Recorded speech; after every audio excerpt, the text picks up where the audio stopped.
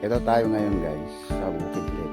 Nagtatanim tayo, pero this time, cedar ang ginagamit natin. Kasi naman, kapag kalabaw pa, tagal tayo matapos. Kaya, gamit na lang tayo ng cedar para makahabol tayo sa mga kasama natin tapos natin. Ito guys, ang ginagamit namin cedar, oh. Bago pa to. So, walang dahilan para hindi magandang katamnan niya kasi bagong bag. Ayan.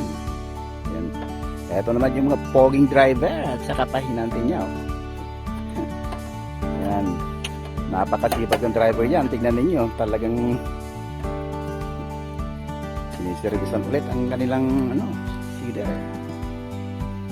Ayan guys. Ito. Subaybayan nyo kami hanggang sa matapos. Thank you guys.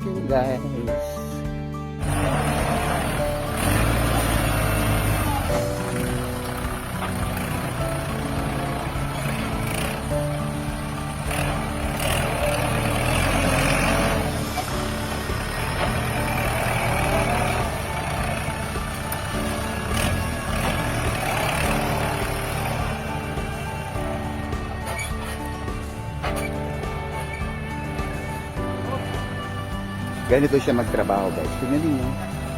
Napakadali. Isang pan lang, isang daan niya is apat na agad na guhit.